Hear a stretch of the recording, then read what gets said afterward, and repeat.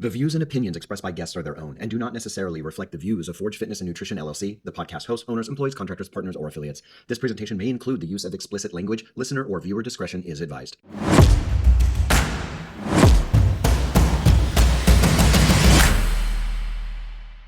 Hello and welcome to the Forge Fitness, Nutrition, and Habit podcast. I'm your host, Michael S. Parker, and today we're going to establish why exercise is so critical to our well-being, and then I'm going to disprove at least 10 common excuses that people just make up to justify ignoring their health and fitness. Occasionally, we're not going to have guests on the show, depending on the topic, the timing, or for a change in the delivery. And this is one of those episodes. It's just me. I want to get through this concept quickly with as much value as possible. I feel this is a very important topic because we have a crisis of wellness in the United States. We have skyrocketing obesity rates, massive chronic disease, unnecessary early mortality, and it feels like a lost quality of life. And the worst part about this, by my estimation, is that it's completely avoidable. Now, before we delve into the practical solutions and I debunk some excuses, I think that it's essential to grasp why exercise should be a non-negotiable aspect of our life. If a person doesn't agree with the benefits, then they're already lost.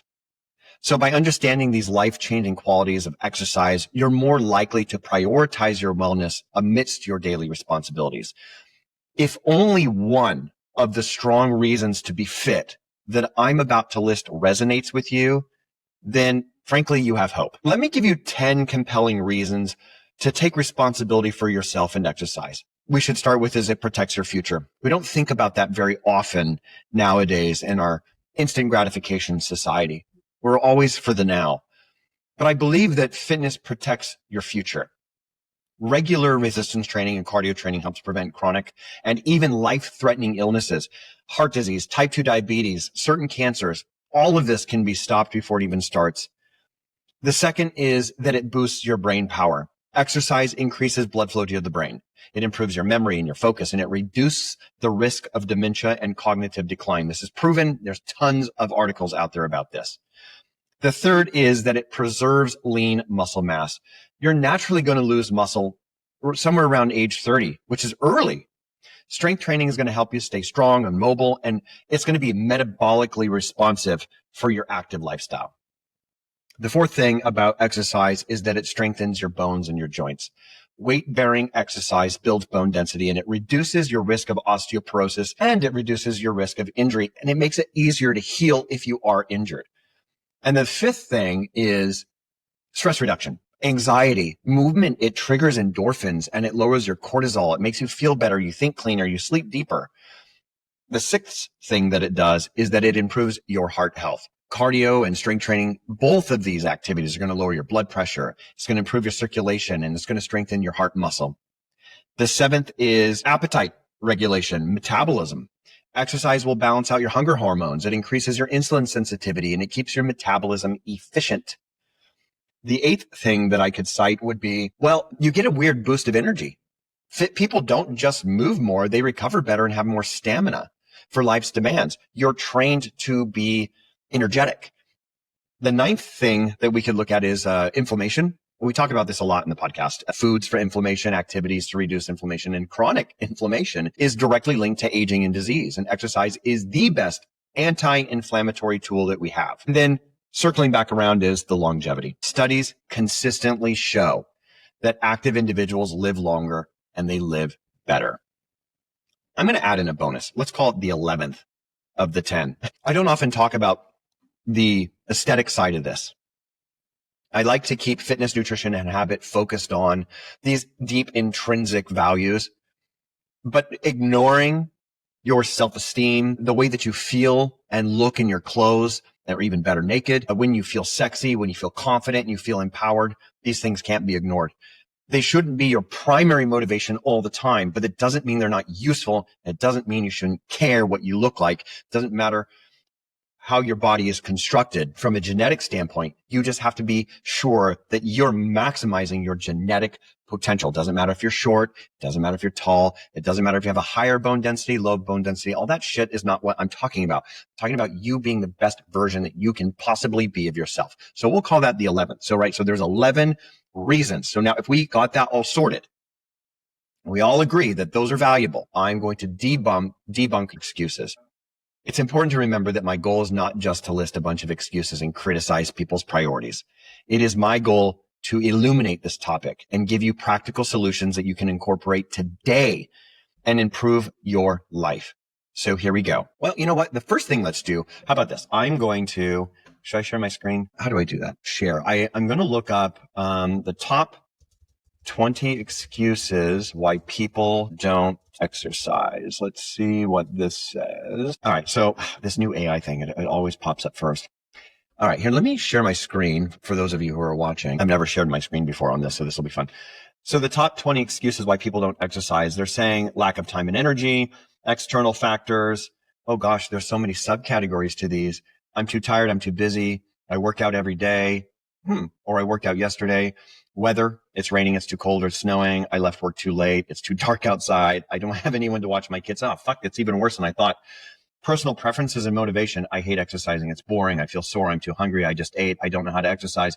I'm not motivated. I don't like the gym environment. I feel embarrassed to exercise. I don't want to be seen sweating. I don't want to exercise alone. I have other plans. I'm saving up for the right gear. I have a hangover. Fun. I'm on a rest week. I can't afford a gym membership. Yeah, some of these are kind of lame. Let's see. I've looked up this stuff before, but let's see what, what's Wellhub saying? Top excuses for not exercising. Let's look at some of these. I don't have time. I'm too tired. Yeah, get out of here. It's too hard. I'll start next week. Yeah, these are more reasonable. All right. So here's what we're going to do. We are going to look at what I would suspect are the top 10 that I experienced the most, right? So instead of doing 20, that just got out of control. But I wanted you to see how many excuses people can just fucking make up. But I think I'll just give you the top 10 that I work with. So the one that was pretty prevalent there was I don't have time. A huge one. Let me take this and really distill it down so that you can understand how nonsensical this particular excuse is for most people. Prioritizing exercise is crucial if you expect to maintain your health and your well-being. You have to reframe how you perceive time management, and you have to incorporate exercise into your daily routine. It becomes very feasible to overcome this clearly prevalent excuse. So I'm going to provide several strategies to help you make time for workouts and ensure that health and fitness remains at the forefront of your lifestyle. But before I do that, I want to break this down to the ridiculous. I have to do this one all the time, so this is rote for me. I'm going to show you how much time you actually have. You just choose not to make time for wellness. In my long career as a fitness professional, I have never met anyone who can truly justify a lack of time as a reason not to work out. I'm going to tell you why. In fact, I outline this pretty significantly in the 90-Day Habit Transformation, the book that I wrote. So it's chapter 2, Basics of Habit. It's my personal resistance, which is the fear of exhaustion. I break down the ridiculous, and I'm going to do that for you here now. There are 168 hours in a week, and you most certainly can find 30 minutes to an hour every other day. But let's just say, just for fun, that you have committed to 5 30-minute workouts each week. 5. Now, that is the American College of Sports Medicine's minimum recommendation for generally healthy adults to maintain a reasonable standard of fitness. Nothing more than that, just a reasonable standard of fitness. So let's pretend that you are in and you are doing your 2.5 hours or 150 minutes a week of exercise. So you subtract that from your 168, you still have 165 and a half hours left. This is where this gets crazy. Now let's say that you sleep for 8 hours every single night. That means that you now have 109 hours in the week left. We're going to assume that you're an extremely hard driven worker and you put in long hours professionally. I'm just going to make this ridiculous. Let's say that you work 10 hours a day, 6 days a week. That still leaves you with 49 hours, even after 60 hours a week of work. Now, we're going to also assume that you are committed to your friends and family in the most profound way. So each day you spend 5 hours with loved ones. That rings in 35 hours of personal time spent with your spouse, your kids, your friends, your family, and other people in your life. 5 hours of recreation, social recreation a day. This will leave you with 14 extra hours weekly. You have already exercised. You have slept well. You have worked hard, and you have deeply managed your personal connections for hours per day. You still have 2 extra hours every single day after all of that insanity. Again, don't forget, you've already started with a 30-minute deduction for exercise. You still have 2 fucking hours a day after all of that. And you can even say that 5 hours of friends and family, some of that's commute time, and you're maybe on a phone or you'll FaceTime with somebody. You have 2 extra hours every day. You can sleep, you can recover, you can enjoy a hobby, you can go to school, you can read a book, you can do whatever you want. And the reality is that most of you don't work 10 hours a day, 6 days a week, nor do you really dedicate 5 whole hours to your family. I just wanted to illustrate how absolutely nonsensical your excuse for you don't have time really is. So why is it that you seem to not be able to fit in exercise? Because you don't make it a priority, plain and simple. You don't care. It's sad, but it's true. So here are some strategies to overcome this excuse.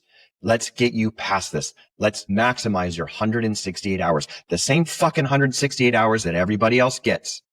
The first thing that you should do is analyze your time allocation. That is the first step in overcoming this excuse. The exercise time constraint is a misanalysis of your time allocation. Now, I get it. Often the feeling of having no time, it does stem from inefficient time management and franticness of the go pace in life. I can totally get that. But let's just do this. Conduct a self-audit to identify your time-wasting activities. If I were to look at your day and we were to fully assess just one single day of your life, you probably wouldn't let me do it because you know what's going to happen. I will find hours of time just wasted. So anyway, you do that. Go and audit your time-wasting activities. That's excessive screen time or prolonged idle moments. If you can reallocate these periods, you can carve out space for exercise. You can do it. You just don't want to. Another thing that you can do is micro workouts. This is efficiency maximization. That's all that is. Now, the concept of micro workouts is gaining traction, which is a good thing, in my opinion.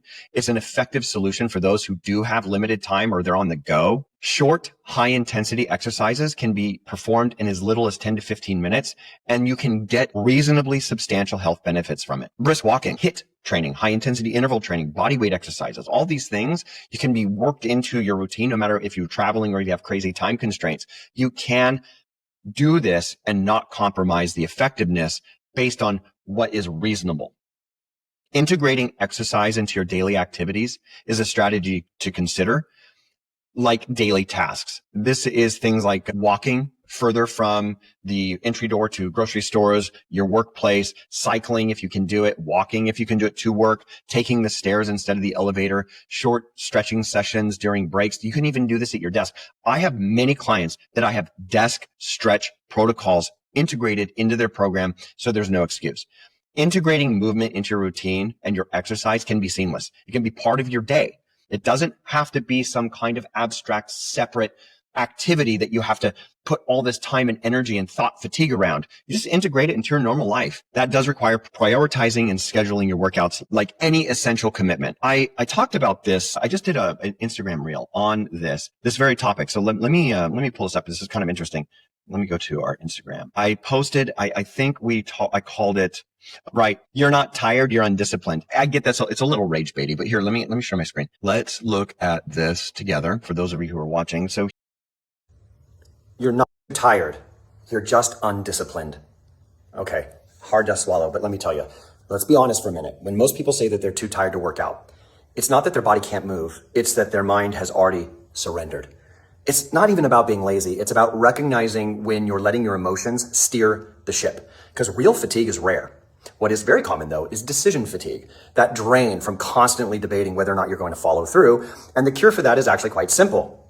Treat your workouts like appointments that you cannot cancel. You don't bail on an IRS audit interview because you're tired. So training needs to become that level of non-negotiable. Motivation is never going to be consistent, but discipline, oh no, that's the anchor. The more that you show up, the less energy you waste arguing with yourself about it. And ironically, the more consistent that you are going to become. You're going to find that energy in moving. Now, most of the time, your body is going to feel better after a workout, even if you get the idea. I'll stop sharing. You want to treat your workouts as immutable appointments on your calendar. Just like I said, there are certain things you can't skip out on. There are consequences for skipping out on your exercise as well. You have to set aside some dedicated time, a slot for exercise. You can also, like I said before, you can seamlessly integrate it into your lifestyle, but most people don't have that luxury. By setting aside dedicated slots or time zones for exercise, you emphasize its importance to yourself, and that allows you to ensure that it receives the attention that it deserves. Another thing that you can do in this case is that you can harness support and you can find internal mechanisms for accountability. You can enlist the support of friends or family, people in the fitness community, online. You can hire a coach. You can have, for example, at Forge, we have a group forum. You can find stuff there. Some people love that stuff. Other people don't. I'm not really a big group community forum kind of guy. Pretty much have it down, can do it on my own. I like my small network of intimate friends and colleagues that help me with that kind of stuff. But other people do like that big social aspect to it. Fine. I don't really care. Just don't pretend that you don't have the time. Just prioritize it. Mindset involves a combination of planning, efficient time management, and a shift in your attitude. By valuing exercise, identify it, and harness it as a critical component of your health, it gives you a foundation for a more balanced and fulfilling lifestyle. You just have to let the strategy guide you towards making exercise a priority. Ultimately, it will lead to improved health and well-being. It's going to. So if you say, I don't have time, you're just basically saying that it's not important to me. That's all it is. So just reframe it and make it a priority. The second one, moving on to another excuse we're going to debunk here. Here's a good one. I'm too tired. Okay, fair enough. In my book, The 90-Day Habit Transformation, chapter 2, The Basics of Habit, at the very end, I talk about habit resistance, meaning things that we do to resist change. And one of mine is the fear of exhaustion. This is a personal thing. I work a lot. I have Forge Fitness and Nutrition and all of the management and the coaching and the client interaction and the coach interaction, the infrastructure and operational protocols that surround running a international company. I have to do that.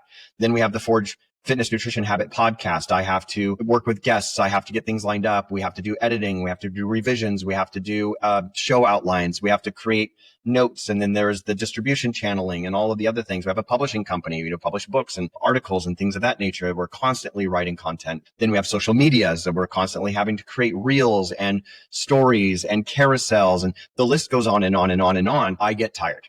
And so for me, I try to avoid things that have high levels of fatigue, but I prioritize exercise. I have something called the 5-minute rule. Now, this may not work for you, but I'll give you an abridged version of this, not an abridged, maybe what do we call a modified version that may be more helpful to somebody who isn't an avid exerciser. For somebody who is an avid exerciser, I use a 5-minute rule. For me, it's very simple. I know that the days that I get up and I'm just like, oh my gosh, it's really, really difficult for me to feel inspired to hit my workout. What I do is I just give it 5 minutes. I just start my regular programming and within 5 minutes, I'm like, oh yeah, I'm just going to finish my workout. And then I get it done. That's my 5-minute rule. Now that may not work for you. You may actually have to start a little bit differently. 5 minutes may not be enough. We just talked about high intensity interval training and effective and efficient workouts that are related to time and intensity evaluations. So let's just say that you do a 10 to 15 minute workout, short burst of exercise that can increase your energy levels, and it will eventually, hopefully lead you to longer workouts once you're in the groove. And then, of course, you just plan for your low energy days. Fridays for me happen to be extraordinarily busy. That's when I have a huge block of personal coaching clients. I have a podcast that releases every Friday. I have program updates that are going to be due within the next 72 hours because the way that we work is that every single week I have clients that are going to be going a periodized structure. They're going to be doing a progression into the following week. So that means I can have anywhere between 20 to 40 program updates that are due each week. And the average program update, because Everything we do at Forge is written by hand. Takes me anywhere between 20 to 40 minutes, depending on the complexity of that particular client's program. So I'm very jealous about where I put my time, energy, and effort. And I know when I have low energy days. And so I'm very careful about how I manage it. All this is just being proactive in your thought process and managing your life. Is not that hard. But you have to acknowledge that not every workout has to be intense. I'm going to be very clear about this. On tired days, opt for a lighter exercise. You could do things like stretching, yoga, Pilates, or a nice, good, strong power walk. You have to be very careful to avoid the all or nothing fallacy. This is a huge problem that we deal with in the fitness, nutrition, and habit transformation world. All of my coaches complain about this issue with their clients. Clients constantly bring up this bullshit, all or nothing. This is the belief that if you can't be perfect, it's not worth trying. More nonsense. You guys are just making shit up to be miserable. You don't need a flawless workout schedule or a spotless diet to get results. You don't. In fact, believing that perfection is the standard is one of the biggest reasons that people fail. Consistency beats intensity. Let me say that one more time. Consistency beats intensity. Missing a workout or eating a slice of cake doesn't erase progress. But quitting because of one bad day, that does. I also want to mention this. In the 90-day habit transformation, under wellness consciousness, I write specifically about this. You have on an X and Y axis, if you go to the left of the Y axis, you have destructive behavior and duration. So destruction and duration. On the right of the Y axis along the X, you have intensity, then you have construction. Things that you're doing that are positive, things that lead you to a predictable outcome. You can have 7 full days of highly constructive, long duration behaviors that are proactive and in line with your goals. And then what most people do is they have one bad weekend so you go to the left of the Y axis on the X of deconstructive behaviors and an intensity level, right? So you can assign an intensity level. Let's say I just said cake. So that's one day. It was your niece's or nephew's birthday party and you had a slice of cake. So you had, what was that? 5 minutes of destructive behavior with a moderate level of intensity or low level of intensity. But then you throw it all away because you just ate the cake. Why do you guys do this? It makes no sense to me. This isn't a sprint. This is a long game. Progress compounds over time, provided there is consistency. There is no switch that says you're either crushing at all times and you must be 100% accurate. And if you're not, you are a failure, and therefore you should not even try. Health is a spectrum. Every decent meal, every walk, every single proactive, constructive effort matters. All of this adds up in an accumulation, especially when you stop quitting every single time that things get hard. Life does not, and it never will, give you perfect windows of opportunity. I hear this all the time. Oh, I'm just waiting. I'm going to wait for the right time, or the time just isn't right yet, or blah, blah, blah, blah, blah, blah, blah. It's just procrastination dressed up as a strategy to avoid. You'll never, ever, ever have endless motivation, zero stress, or a calendar that magically clears up for your fitness goals. The people who succeed show up when it's not ideal. That is where discipline and consistency meet to create results. And progress lives in a gray area. You have to forget about this all or nothing fallacy. Always go for something constructive. That's how real transformation happens. That's why we call it habit stacking. You don't need to be perfect. You need to be consistent. Okay, Michael, that sounds great, you asshole. Okay, so how do I do that? Well, it's not that hard. Think about it. Find the best time. Identify when you feel the most energized in your day. Is that morning, midday, or evening? Schedule your workouts accordingly. For me, it's very, very, very early in the morning. I have to do my workouts early. If I do, I'm going to be successful. If I wait till 2 p.m, I'm going to struggle. I am. And I know that about myself. But remember, I've already explained that the people who are successful in the fitness, nutrition, and habit development world are the ones who project and they think Friday's a bad day for me. I need to be proactive about how I schedule and have a mindset around it. You have to actually take ownership. You can't be a passenger on the ride of life. You actually have to start driving. You have to prepare mentally and physically. Lay out your workout clothes the night before. or as soon as you get home. I do this. It's right over there. I put my weight vest for rucking near the treadmill so I can do my inclines. And I have a pair of shoes, a special dedicated pair of shoes for the studio that don't go outside, that I have literally lined up right there. If I can move the camera, I'd show you, right on my treadmill, right at the base of my treadmill. Why are they there? Because I know that if I don't put them there, I will conveniently forget. But because I have a visual cue that reminds me that Tuesdays and Thursdays and Saturdays are my dedicated cardio and core days, at least at this point in my training algorithm, I am able to successfully navigate the pitfall of avoidance because I am making proactive preparations mentally and physically in my environment.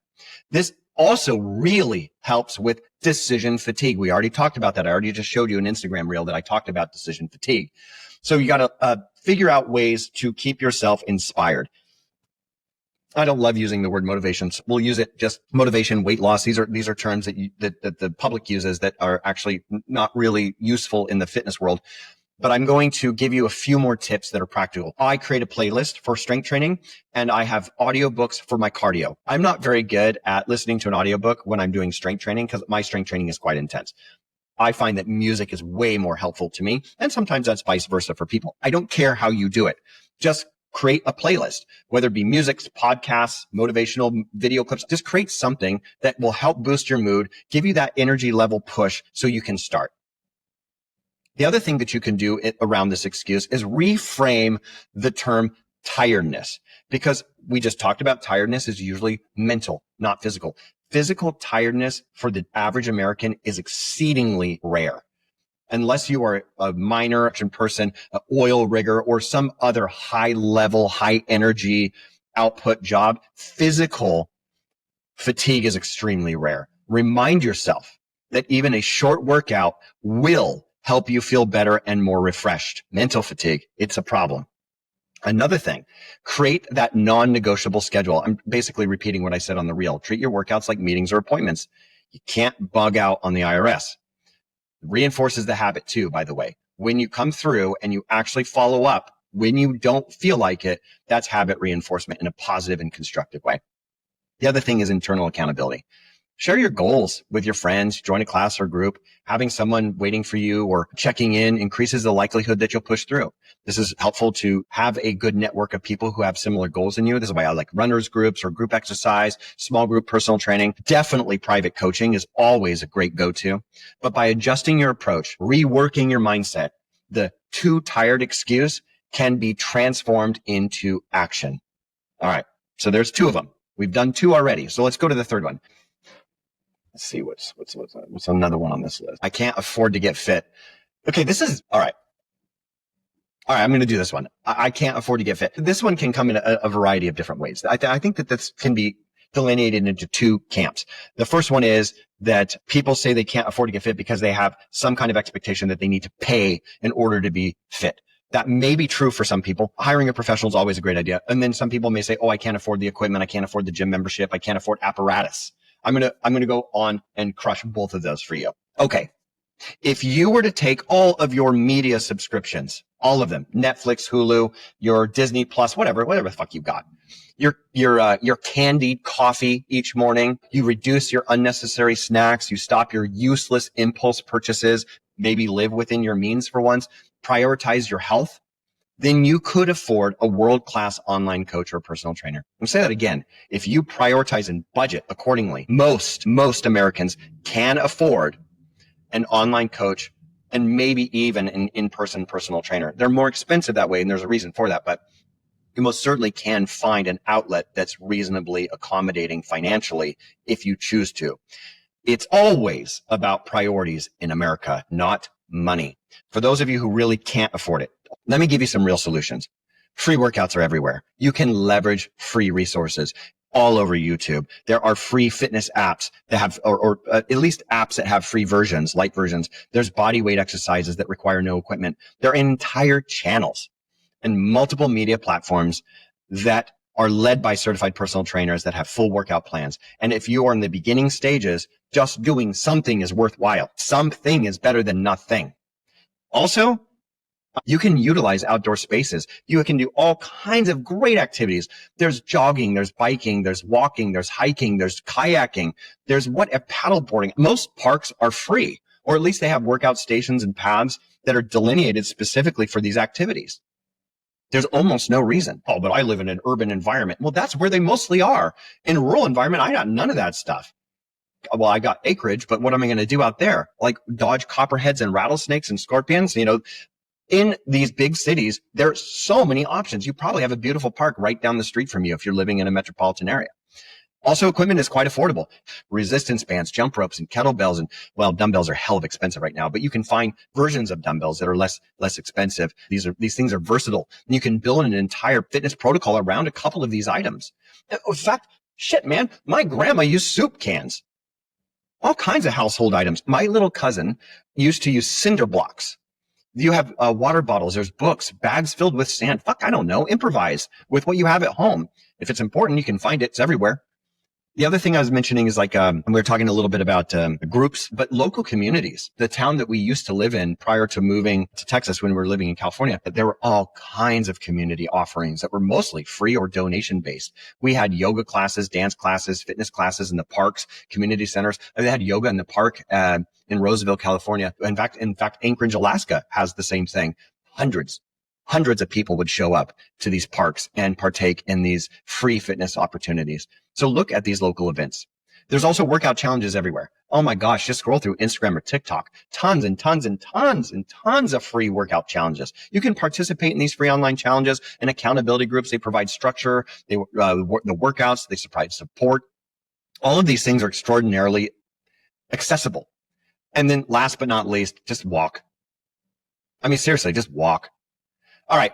What's next? I can't believe how long this is taking. Here's a good one. Let's do this one. That I'm too old or I'm too out of shape. I'm gonna combine this mostly into age and decondition, because I see that there's some subcategories of this. Like, for example, people don't feel like they're able to work out because they don't look good enough yet, or they're not in shape enough to work out. I think I'm going to separate those out. So let's just talk about decondition and age. Shift your perspective on aging. Research shows that people of all ages can make fitness improvement. Older adults can improve their strength, their flexibility, their mobility, their cardiovascular health quite significantly. You just have to reframe exercise as a way to age actively, keeping your body mobile and vibrant. It also really helps with your brain. Start small. Be kind to yourself. Begin with low impact exercises, walking, light stretching, chair protocols. You can do all kinds of resistance training on a chair or against a wall. Wall Pilates is even popular. And then celebrate your small victories and listen to your body. Especially if you're aging and you don't know what you're doing, just be sure that you're setting realistic and enjoyable goals. Focus on goals like feeling more energetic, or moving with less pain, or being able to play with your grandkids. Maybe your grandson was a little heavy last week, and then you did a little resistance training, and then he maybe got little lighter the week after, and then the week after, and the week after you continue doing the resistance training, you continue lifting your grandson, and before you know it, in 30 days, you don't even register that he's heavy because he's no longer heavy, because your body has adapted to his weight, and now you are able to engage and be the grandparent that you've always wanted to be for your grandchild. So totally reasonable. Make fitness fun. Most of your kids are going to want to be involved with you anyway. We have tons of clients whose kids now mimic them as they're doing their exercise. You're never too old. Find something you genuinely enjoy. It can even be dancing, gardening, swimming, low impact stuff. Not a problem. You can even leverage role models. Look to older athletes or success stories that prove it's possible. We have some here at Forge. You can also look at some of these lovely ladies who are doing powerlifting in their 70s, or bodybuilders in their 60s, 70s, and 80s who are all natural, both men and women. Fantastic. You can read about them. You can see what people have transformed themselves, even after living a sedentary life, in their 50s and 60s, get in the best shape they've ever been, ever. It can inspire a fresh outlook. The other thing that I would recommend for people who feel like that they're too old or they're too injured is to focus on the functionality of your fitness. Think of exercise not just as a way to get in shape, but as a means of independence. It is your freedom. You prevent your injuries and you can stay active in your daily life for as long as possible. Focusing on the functionality can make exercise more relatable, and then it also is translatable. Let's just say, I have a client who's going to Greece next week. And there's a lot of stairs in Greece if you haven't been there. And she is so excited because when they went back 3 years ago, she huffed and puffed and was miserable walking all over Greece. This year, she is going to go, and we already know she's going to be successful because she's in far superior shape than she was before then. Also, I just wanted to mention that when you're in the aging population or you're injured, sometimes joint classes or groups tailored to beginners or older adults can be very, very helpful. It creates a sense of camaraderie and support. A personal trainer with experience working with older adults or beginners can design a safe, effective program and help you gain confidence and help you prevent injuries. You're never too old. It's never too late to start. All right. So next one, so number 5, we're halfway there. What are we going to do? That's a good one. All right. Exercise is boring. Okay. Is it though? Or is it your attitude? Most people don't have a fitness or nutrition problem. They have an attitude problem. But okay, I understand sometimes things can get stale. I'll give you that. Switch up your routine by exploring different modalities, different forms of exercise. I've said it already, like dance classes, but you can do rock climbing, kickboxing, and cycling. You can try different pieces of equipment. You can try different angles, different techniques in form, and finding activities that you enjoy will make it feel less like a chore. But you have to remember, there are some fundamentals in human movement science that you just can't ignore because you dislike them. The joke is don't skip leg day for guys. And for women, it's not all about cardio. You need to do strength training as well, which I'm very pleased to see is a nice cultural shift that I've been enjoying over the last 10 years is watching women lifting more weights like they should be. Okay. So, boring. We're going back to, we'd already talked about making a playlist, right? For music or podcasts or audiobooks. Just make them energizing or something that's engaging. It helps the time fly by. I'm not trying to be redundant, but a lot of these things just carry over. Another thing is, of course, workout buddies, your gym bro or your gym gal or whatever it is, whoever you're working with that is not in a professional setting, just somebody who you can, I guess you can relate to and have a good time working out with, or somebody that you know that you're going to see at the gym. These things can be all really helpful. Group fitness classes are great for this. They get a little culty, so you have to be careful with those kinds of things, but they also can be extraordinarily supportive if you keep your head about it. Camaraderie really can make these events fun. Gamifying workouts is a big thing. We use badges within the Forge app for certain milestones for clients. I don't need any of that shit, but some people really, really do like it. My dear friend, Serena, she'll probably be on the podcast here at some point. She gamifies her workouts. She has this board that she planks on, and she holds onto it, and it's got a screen, and she plays games like Frogger, or you have to dodge things that are coming towards you. The Space Invader from like the 80s. I'm sorry, I'm really old, but that's the first thing I could think of was Space Invaders. And you have to and she does that on this core board. Those are really cool. They can track your progress. They can offer you challenges. They can give you rewards. I know that a lot of people like the Zombie Run app. Virtual races can be done. And there's sometimes like these fun little twists that can be put in there. All of these things have high value. As long as you're setting clear, measurable goals, you got to be working towards something specific. I think that easy things like doing X amount of push-ups or X amount of pull-ups are great because those are extrinsic based goals. We'll use the 5K as our example. It's an intrinsic based goal because the process of getting to the point where your 5K becomes a reasonable or respectable time, the process of doing that is just as enjoyable as hitting that goal. There's reward that happens during the process. And that can add purpose and excitement to each of your sessions. So like each week as you see yourself progressing in your speed. Again, kind of bringing this particular one home, explore the outdoors, go hiking, biking, walk, change your scenery, enjoy nature. It can be more stimulating. You can even do your short hit workouts outside, weather permitting. You can do them inside. So they can be very effective, and it's not an all or nothing. And this variety can keep things interesting. Variety should never, ever supersede structured, periodized workouts that have progressions. Otherwise, you're just going to get stuck in a plateau. Speaking of, that's actually a good one. Let's segue. What was another one I saw here? This is perfect. Right off the back of that. I'm not seeing results, or I don't see results when I work out. This has become such a huge issue for people. And I hate to bring it back around, but this is because people are quitters. They just don't give it enough time. They expect instantaneous return on minimal effort. It's just what it is. So let me give you the roadmap to make this actually work. Set clear, realistic goals and make sure your goals are, oh God, I don't like using the SMART principle, but let's do it because it's easy for everybody. Everybody's heard the SMART principle: specific, measurable, achievable, relevant, and time-bound, SMART. So instead of saying that I want to lose weight, say instead, I will lose 2 pounds a month. This keeps the expectations clear and realistic. It is totally reasonable to lose 2 pounds in a month.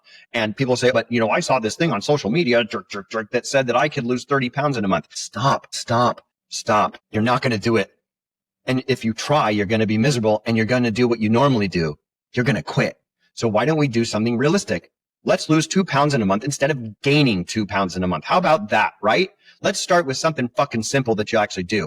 Keep your expectations clear and realistic. To make this work, you have to track your progress, because progress is not always obvious in a mirror or on the scale. On the scale, it could be completely skewed because you just made up that number. You just said one day, I want to weigh this much, and then you tie all your emotions into it, which is obnoxious. Don't do that, because muscle weighs more than fat by a value of 5. So 5 pounds of muscle looks like a fist, and 5 pounds of fat looks like a football. So we're talking about a value space here. We're talking about volume. So if you are 150 pounds and as a woman, but you're also, I'm going to make this ridiculous, you're 12% body fat, you have one hell of a physique. But if you're a woman who weighs 150 pounds, but you're 30% body fat, then your physique is definitely something different than the person that I just mentioned. Same weight, very different aesthetic outcomes. So the scale is not your friend. You might as well just throw it away. And the mirror sometimes isn't either if you can't be objective. Almost everybody has some kind of body dysmorphia. It's a normal thing, but you just don't want to get stuck in it. Anyway, use multiple methods to track your progress. Take progress photos, keep a workout journal, track your body measurements. I specifically like circumference measurements if you don't have access to DEXA or bioimpedance scanning like an InBody. Note your strength gains. So you want to monitor that. You want to see how much you're lifting over a period of time. You want to see your endurance improvements, speed improvements, agility improvements. Progress is about not always lifting heavier or running longer distances. Sometimes it's just about setting a milestone and achieving it, even if it's only a 1 to 5% gain, because everything is gain and an accumulation. Remember, we talked about at the beginning, everything is accumulation, and consistency beats intensity every time. So mix up your protocols if you're not seeing results, right? The general adaptation syndrome, meaning your body's going to adapt to whatever stressors you put on it. And if you stop seeing results when you were seeing results, it just means that you need to introduce a variety in a specific way. So don't train as a marathon runner if you want to be a sprinter. So you have to be careful about the exercise acute variables, your mood, your energy levels, your sensation of stress, and your overall health quotient, whether it be anecdotal or it be quantified through some kind of lab work. All of these things are just as equally important as your aesthetics, and they can be very powerful influencers when physical changes are slow. They can really bridge the gap between plateaus, and that can be very helpful. Of course, I'm going to come back to professional guidance. Working with a trainer and a coach can help you identify areas for improvement and then strategize and create a program and all the techniques required to elicit the outcome that you're looking for. A professional can be a huge asset, whether you need a corrective exercise, whether it's strength training, whether you're a runner, whether it's a short or long distance. You want to make sure that you're also challenging yourself enough. And sometimes a coach will be able to help you understand those limits. But again, you have to be patient. You have to be consistent. Results take time. Muscle growth, fat loss, endurance improvements, they don't happen overnight. You have to trust the process and you have to stay consistent. Even a minor setback or a plateau is normal. I have to always reevaluate, always, my protocols. My body's highly adaptive. I'm relatively close to my genetic potential, not as close as I've been in the past, but I'm close. That means it's harder for me to see results. If I were obese and I wanted to lose, say, 20 pounds, that would happen for me relatively quickly. But right now, if I wanted to lose 2 pounds of body fat, that would take me a long time. It'd be very difficult for me to do. So you have to reevaluate and be objective about where you are in your fitness journey and not be, I guess you could say, feeling depressed because you're not seeing the same results that somebody who's deconditioned sees. I always tell my clients that when it's hard for you to see results, it just means that you're in really good shape in general. All right. Of course, nutrition plays a role in all this. I know I'm talking mostly about mindset and fitness related things, but your nutrition, you can't outwork that. Eating too much or too little or not getting the right balance of nutrients will hinder your progress. Sometimes a very simple adjustment in your nutritional intake can make a significant difference. So be careful not to get into dogma when it comes to nutrition. Make sure that you're eating towards your needs. Let's capstone this particular excuse. If your results are the only focus, it's easy to get discouraged. If you're just results, man, you're going to get pissed off. You have to learn to enjoy the journey of becoming healthier and stronger. And when the mindset is about improving each day and having fun with the process, motivation becomes only a catalyst And then your discipline becomes that intrinsic driver. Motivation is an emotion. It's temporary. Harness it, take the energy, put it into your discipline, and make that discipline lead to your consistency. So, okay, we're going to the seventh. This is a good one. I don't know where to start. I don't know what to do. What do I do? I want to get in shape. I want to run faster. I want to do whatever your goal is. That is such an easy problem to solve. You know what I'm going to say? Hire a certified personal trainer online or locally. Okay, pretend you don't do that. Start with small and simple things. Begin with short, easy to follow workouts. It's the theme, 10, 15 minutes, high intensity interval. Do it. Body weight exercise, push-ups, squats, stretching. Establish consistencies. There's a lot of beginner programs online. Tons of stuff on YouTube, TikTok. Choose a structured beginner workout program. I know that there's a Fitness Blender is great. A lovely couple. They're on YouTube. The Nike Training Club, YouTube channels like Couch to 5K. They offer step-by-step guidance for beginners. A lot of these YouTube channels and these creators, what they've done is they've even assigned intensity levels where level 1 is for a beginner, and then at level 5 is for an extreme exerciser, and then everything in between. It's really simple to navigate, and it allows you to just kind of step back away from the development of the exercise protocol so that you can set clear and specific goals. So you can identify a small, achievable goal that you can work towards. It gives you direction, and it can reinforce your desire. The other thing is, of course, in the process of all this research is educating yourself. This is where it gets really dodgy, though, because there's so much nonsense on social media that is so difficult to navigate. But spending time and understanding the very basics of exercise and their benefits is extraordinarily helpful. Do that in a more in a clinical setting. I wouldn't recommend just going to Reddit to learn how to exercise. That is a terrible idea. That is the birthplace of bad ideas. But knowing what each exercise does and how it works and how your body interacts with it can build your confidence. There's so many free resources online explaining the fundamentals of fitness. And then, as I mentioned all the time, habit stack. Habit stack. That is something that is so easy to do. And if you don't know what to do, I can guarantee you this, you know for sure of one habit that you have that you want to get rid of, and focus on that one thing, We can talk about that more in another either lesson or a podcast, but definitely habit stacking is extraordinarily useful. All right. So moving on, we got 3 more to do. Trying to keep us under an hour. Here's a good one. This one's always weird to me. I'm too self-conscious. That doesn't make sense to me when it comes to home workouts, but it does make sense to me when it comes to gym intimidation. So feeling self-conscious is super common. Even I feel that way. But here are some strategies that can help you build up your confidence. Start small, start private. Begin with your home workouts or in a private space where you are comfortable. Online, whether it be with a professional, whether it be a class, workout apps that can guide you while you don't need to face what you think is a crowd that's just focused on you. Frankly, folks, they're not. Nobody in a gym is really looking at you. It's extremely rare. Most people are very, very focused on one of 3 things in the gym, modern gym. First is, are they going to be able to get their workout in because it's so damn crowded, or do they have all the right access? That's what people are thinking about themselves. They're thinking about their workouts. It's number 1. The second thing that they're thinking about is, do they look silly? The same thing you're thinking about. They're not thinking about you. They're thinking about them. The other thing that they're thinking about, this is new, is are they going to trip over the tripod of some social media influencer? And remember that we're focusing on progress, not perfection. Set small, achievable goals, track your progress over time, and celebrate your milestones. The consistency, celebrate it, because you're going to see an increase in stamina and your strength and your appearance. And you're going to start finding that you're going to be inspired by your own progress, even if it's slow. Also, another thing that you can do, choose clothing that's comfortable. You don't have to wear spandex. Wear workout clothes that make you feel confident. They should be comfortable, and they should fit well, and they should allow you to move. You should go with friends. Having a workout buddy that you feel comfortable and confident with is great. Put them in the mix.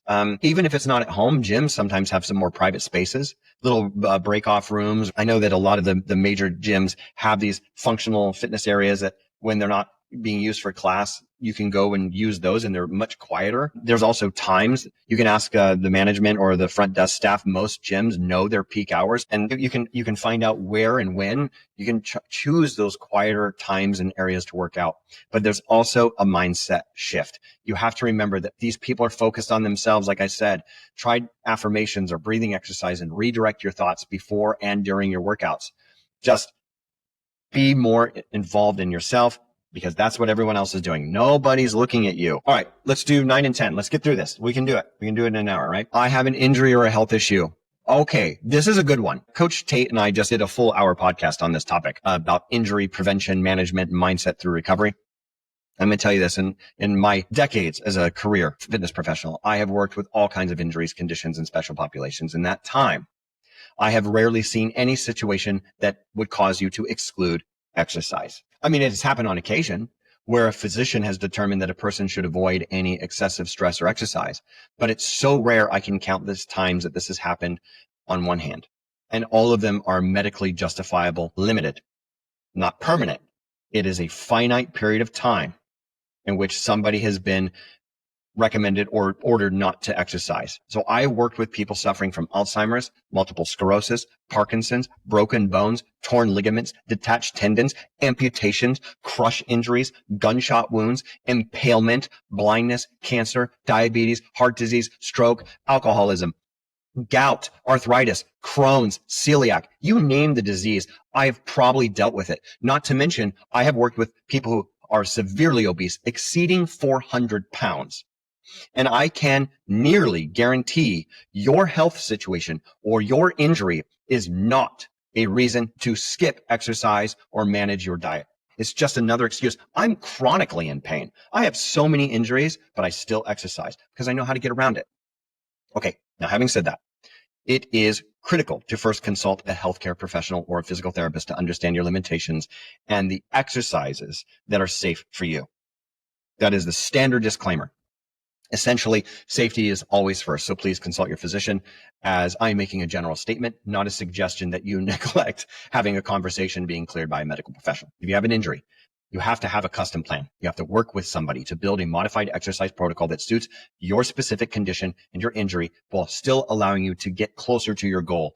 Remember that it's not always about progress. Sometimes it's about maintenance. Sometimes you just need to hold the line, right? So assuming that you are cleared to exercise, here's what you can do. One, first tip, shift your mindset. I'm going to say it every time. Hire a professional, shift your mindset. Instead of dwelling on what's restricted, focus on the exercises or the movements that you can do. What is still possible? For instance, if you have a knee injury, there might still be some upper body exercises that you can do. Reframe movement as healing. I'm going to say that again. Reframe movement and exercise as a form of healing. It's not rehabilitation. It's strength training. You're doing something to heal and strengthen your body. So get your head wrapped around that and adapt your workouts for safety, low impact exercises, like swimming, cycling, the chair workouts I just mentioned, or wall Pilates, resistance bands. All of these things are great. You can even do floor work, flexibility and mobility, and focus. Focus. Work on stretches that recover and prevent future injuries around the affected site. Some other things that you can do, small steps. Begin with short sessions like we've already talked about and build the intensity over time. Celebrate your small wins, acknowledge your progress, and emphasize your mental well-being, your mind-body practices. It's not like about yoga or Tai Chi. That's not what I'm talking about. I'm talking about your mental resilience. How do you engage your body and how do you become resilient to the condition of being a human? You're not special. Everybody gets hurt and everybody has problems. You have to be mentally resilient. And the people who are successful are the ones who are, and the people who are unsuccessful are the ones who are not. The last one, this is a good one. I like this one. Here you go. I'll start tomorrow, next week, next month, next Monday, whatever. Okay. This is one we hear all the time. In fact, we hear this when somebody does a free program inquiry with Forge, which we offer. People will say, oh, great. Thanks for all the information. I'm going to think about it and then I'm going to go ahead and start next week. We have a relatively high level of conversion. It's uncommonly high for the industry. So if we talk to 10 people, 7 or 8 of them are going to likely sign up with one of our coaches. What is interesting though, these people who say I'll start next week, or I'll start next Monday or whatever it is, they don't. They usually don't. So, all right. Well, how do you overcome this excuse? Because this is easy to do. Everybody does this. In fact, I find myself accidentally doing this on occasion. I do it with my fitness. I don't do this with nutrition personally. Nutrition for me is very easy to manage. Weirdly, I know.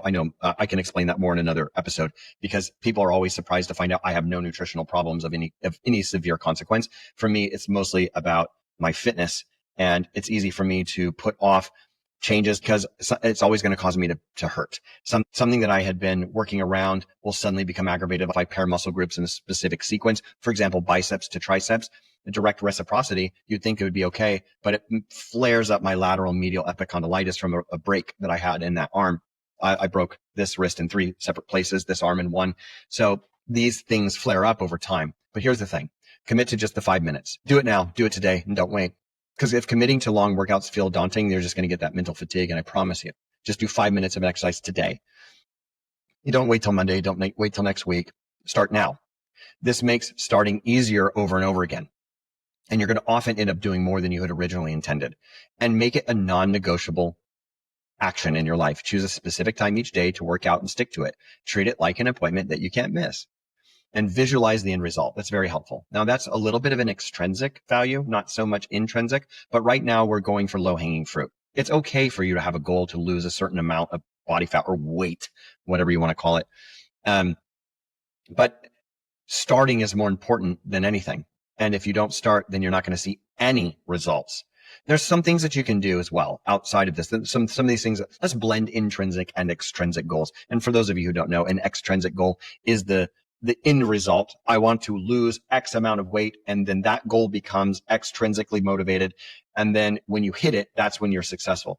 An intrinsic goal is when you say, I want to lose 50 pounds, but I'm going to celebrate 5 pounds, and I want to do that in X amount of time. So while the extrinsic goal is still present, the process, the journey to get to that end goal is equally celebrated. So 5 pounds is just as important as 50 because now it's only 45.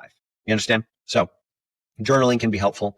You can use it to maintain your inspiration, to remind yourself why you're committed. Why did you start this to begin with? Why did you do it today? Why did you not do it tomorrow?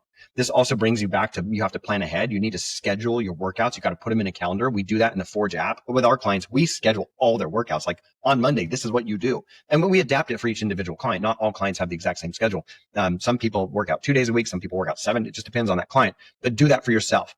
Lay it out so that your workouts are ready to go and you know what day you're going to be doing. You know what to expect. You know what's going to happen before it happens, and you have no excuse.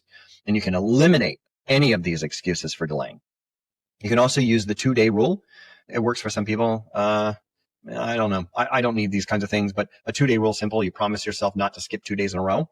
And if you miss one day, okay, that's fine. You just have to make sure that you get back on track on that next day. Well, I just call this justified procrastination.